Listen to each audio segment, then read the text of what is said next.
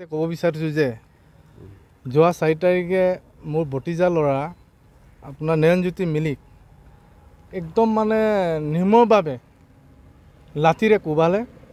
কোবাৰ পাছত 10টা 12টা 4টা নেক্সট দিনা 4 তাৰিখে ততাতৈয়াকৈ ডিব্ৰুগড় অসম চিকিৎসা মহাবিদ্যালয়ত ভৰ্তি কৰিলোঁ।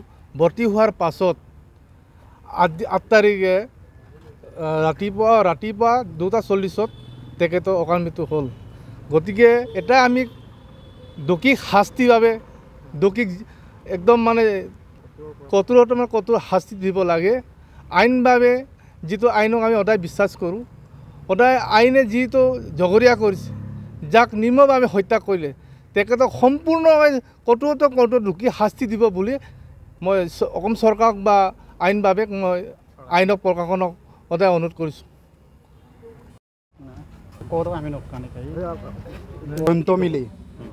জয়ন্ত মিলি যিজন মানে মাৰ্ডাৰাৰ, তেখেতে মানে কি হয় যেনেকুৱা ধৰণে মানে প্ৰহাৰ কৰিছে, মানে নিৰ্মমভাৱে হত্যা কৰিছে ল'ৰাজনক, আৰু তেখেতক মানে আইন অনুসৰি কঠোৰতম শাস্তি প্ৰদান কৰিব লাগে। আমি সেইটোকে প্ৰশাসনৰ আগত আমি দাবী কৰিছোঁ।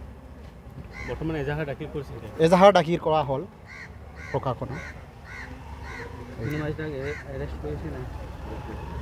এৰেষ্ট কৰা হৈছে চিলাপথাৰ থানাত। মই জয়ন্ত মিলি ৰত্ন মিলিৰ পুতেক, আৰু যাক মাৰিলে তাৰ নাম নয়নজ্যোতি মিলি, দেউতাকৰ নাম নন্দেশ্বৰ মিলি। যোৱা প্ৰায় 4 তাৰিখে কলাবাৰী গাঁৱতে ৰাস্তাৰ সন্মুখত তেওঁক পিছফালৰ পৰা আহি ল'ৰাজনক মানে হত্যা কৰিলে, মাৰিলে। তাৰ পাছত ডিব্ৰুগড় মহাবিদ্যালয়ত সংকটজনক অৱস্থাত 108 ফোন কৰি আমি ডিব্ৰুগড় মহাবিদ্যালয় লৈ গৈছিলোঁ। তাৰ পাছত তাত 4 দিন চিকিৎসাধীন কৰাৰ পাছত তাতে ল'ৰাটো 8 তাৰিখে 2:40 AM ল'ৰাটোৰ মৃত্যু আঁকোৱালিলে। ল'ৰাটোৰ বয়স আছিলে 14 বছৰ। সৰু এটা প্ৰসংগক লৈ পেট্ৰল গাড়ী কি দি চলে, সেইটো প্ৰসংগক লৈ ল'ৰাটোক মাৰিলে। ল'ৰাজনৰ ঘৰ কলাবাৰী ডাম্বুক গাঁৱত।